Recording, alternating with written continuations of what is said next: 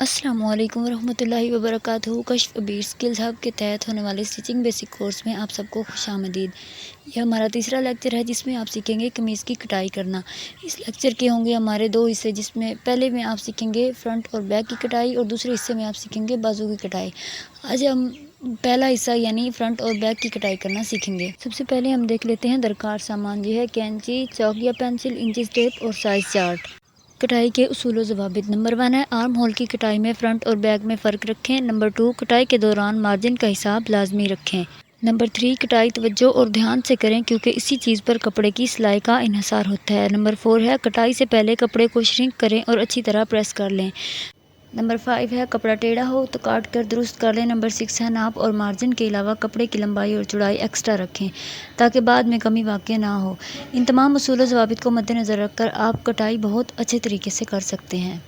ये मेरे पास size chart है और इस पर दर्ज तरतीब के मुताबिक मैं पहले निशानात लगाऊंगी कपड़े पर, उसके बाद कटाई का मरहला आएगा। तो ये मैंने कपड़े को इस तरह से तय लगा कर रखा है और अब मैं इसकी लंबाई नाप लेती हूँ। तो लंबाई मुझे चाहिए 40 इंच, लेकिन मार्जिन समेत मैं यहाँ 43 पर निशान लगाऊंगी और इसमें मौजूद एक्स्ट्रा कपड़ा यानी अगर रेप वगैरह हो तो वो मैं काट लूँगी। यहाँ से मैं ये काट लेती हूँ। इसका ये फ़ायदा होगा कि आपकी कमीज़ जब तैयार हो जाएगी वो एक तरफ को लटकेगी नहीं। अब इसकी चौड़ाई देखिए, इसकी चौड़ाई है 21 इंच, लेकिन चूँकि मैंने कपड़े को डबल तह लगा कर रखा है तो ये है 11.5 इंच। ध्यान रहे कि ये साइज़ मैंने मार्जिन समेत रखा है। अब मैं कंधे के साइज़ का निशान लगाऊंगी। यहाँ आप देख सकते हैं ये मैंने रखा है 7.5 इंच। जो नॉर्मल कंधे का साइज़ होता है, मीडियम साइज़, वो होता है 14 इंच और 14 का हाफ है 7 और आगे 0.5 है इसका मार्जिन। अब आगे ये जो निशान लगाया है यहाँ से मैं नीचे की जानिब इस तरह आर्म होल का निशान लगाती हूँ। ये मैंने रखा है 8 इंच।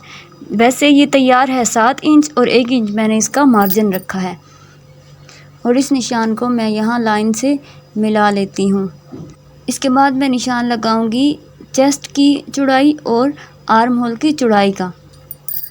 यहाँ से पहले मैं चेस्ट की चौड़ाई का निशान लगाती हूँ 9.5 इंच पर। ये निशान मार्जिन के अलावा है, मार्जिन का निशान हम बाद में लगाएंगे। आर्म होल का चौड़ाई का साइज़ मालूम करने का एक तरीका पिछली वीडियो में बताया था और एक तरीका ये है जो मैं आपको इस वीडियो में बता रही हूँ। ये ध्यान से देखिएगा कि लंबाई की नोक से मार्जिन तक लाइन मुकम्मल कर दें। तो ये आप देख रहे हैं कि आर्म होल की चौड़ाई का निशान 4 इंचेस खुद ब खुद लग गया है, ये देखिए।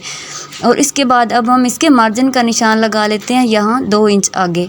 अब हमने इसे ऐसे ही नहीं छोड़ना बल्कि यहाँ से गोल करना है। उसके लिए पहले ये जो नीचे 2 इंचेस का निशान है, इसी तरह ऊपर भी 2 इंच का निशान लगाती हूँ यहाँ पर। अब इन दोनों निशानात को मैं मिला दूँगी, लेकिन यहाँ नोक से मैं 1.5 इंच का एक निशान लगाऊँगी यहाँ पर इस जगह। ये मैंने 1.5 इंच का निशान लगाया। अब इन तीनों निशानात को मिलाया जाए तो इस तरह ये आर्म होल हमारा खुद ब खुद गोल हो जाएगा। ये बैक आर्म होल का साइज़ है। अब हम फ्रंट आर्म होल के निशान लगाएंगे।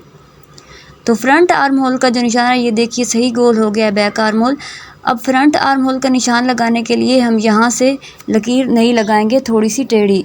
पहले मैं यहाँ से 1 इंच का निशान लगा लेती हूँ इस तरह। अब इस 1 इंच के निशान को यहाँ बैक के आर्म होल की नोक से मैं मिला दूँगी और ऊपर भी 1 इंच का निशान लगाऊँगी इस जगह पर। यहाँ ये मैंने 1 इंच का निशान लगा लिया है और इस नीचे वाले निशान को इस ऊपर वाले निशान से भी मिला दूँगी इस तरह। ये मैंने लकीर लगा ली है और इसी तरह नीचे वाली दोनों नोक भी मिला लेती हूँ।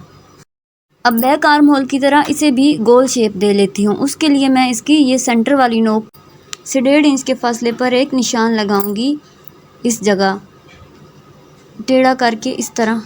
मैंने इंचिस टेप को रख लिया है। अब यहाँ पर 1.5 पर मैं निशान लगा लेती हूँ इस तरह। अब इसी तरह 1.5 पर इस तरफ निशान लगाऊंगी और 1.5 पर ही मैं ऊपर की जानिब निशान लगा दूंगी। फिर इन तीनों निशानात को हम मिला देंगे। जिस तरह बैक आर्म होल की गोल शेप हो गई थी, इसी तरह फ्रंट आर्म होल की शेप भी गोल हो जाएगी इस तरह। अब ये तीनों निशानात आपको नज़र आ रहे होंगे। अब हम इन निशानात को मिला लेते हैं गोलाई में।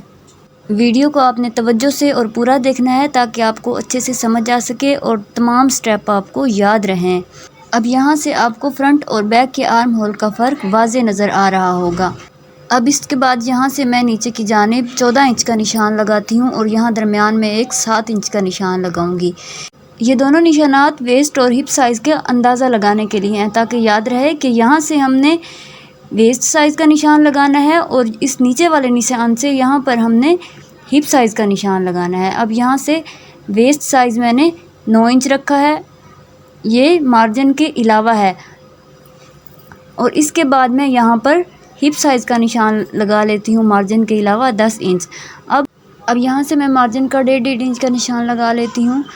मार्जिन आपने इतना ज़्यादा भी नहीं रखना कि वो जब आप शर्ट सिलाई करके सीधी करें तो उसमें बल आ जाएं, और इतना कम भी नहीं रखना कि बाद में खुला करना पड़े शर्ट को तो आपको मुश्किल हो। अब लाइन लगा कर मिला लेती हूँ इन मार्जिन के निशानात को। इस लाइन से हम इसकी कटिंग करेंगे, और जो ये आगे वाले निशानात हैं यहाँ से हम इसकी सिलाई लगाएंगे इस जगह से। यहाँ से आप इसे मज़ीद तंग या खुला कर सकते हैं। अब हम इसके कंधे का निशान लगा लेते हैं। यहाँ पर मैंने पहले 1/2 इंच का निशान लगाया है और इस निशान को मैंने यहाँ सेंटर से मिला लिया है। अब मैं यहाँ 1/2 इंच का मज़ीद आगे निशान लगा लेती हूँ। पहले जो लाइन लगाई है वो बैक की थी, और अब ये जो लगा रही हूँ ये फ्रंट आर्म होल की है। पहले मैंने यहाँ गले के लिए एक निशान लगा लिया है, और इस गले के निशान को मैं फ्रंट आर्म होल के इस निशान से लाइन लगा के इस तरह मिला देती हूँ।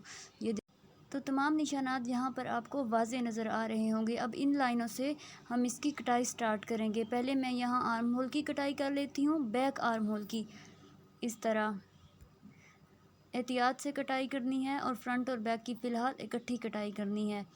इस तरह ये मैंने कपड़ा साइड पर कर लिया है। अब मैं इसके बैक के कंधे की कटाई कर लेती हूँ। बैक के लिए हम फ़िलहाल फ्रंट और बैक को इकट्ठा ही रखेंगे। अब मैं इसके सेंटर में एक कट लगा लेती हूँ, और इसी तरह गले के निशान पर एक छोटा सा कट लगा लेती हूँ। कट बहुत बड़ा नहीं लगाना। अब हम इसकी चेस्ट के मार्जिन से हिप के मार्जिन तक कटिंग करेंगे। यहाँ से मैं इसकी ऊपर से नीचे कटिंग करने लगी हूँ। आप इसकी कटिंग नीचे से ऊपर भी कर सकते हैं। कटिंग के तमाम मराहिल को भी तवज्जो से देखिए ताकि आपको अच्छे से समझ में आ सके। अब ये देखिए, जहाँ पर मैंने लाइन लगाई है वहीं से कटिंग कर रही हूँ। अब यहाँ से मैं इसे सीधा करके हिप के निशान पर एक छोटा सा कट लगा लूँगी यहाँ साइड पे, ताकि मुझे याद रहे कि यहाँ तक मैंने इसके चौक रखने हैं। अब मैं इसके एक यहाँ भी कट लगा लेती हूँ जहाँ पर चेस्ट का मार्जिन है।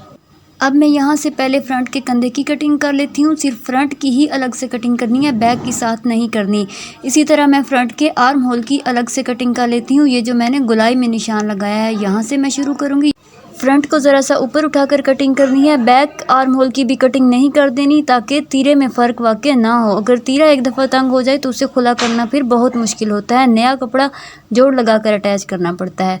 फ्रंट आर्म होल की भी कटिंग ये देखिए मुकम्मल हो चुकी है। अब हमारी कटिंग के तमाम मराहिल जहाँ पर इख्तिताम को पहुँचे हैं। उम्मीद है आज की वीडियो में आपको बहुत कुछ सीखने को मिला होगा। कोई एक्स्ट्रा कपड़ा या अखबार लीजिए और फ्रंट और बैक की कटिंग का बार बार प्रैक्टिस कीजिए।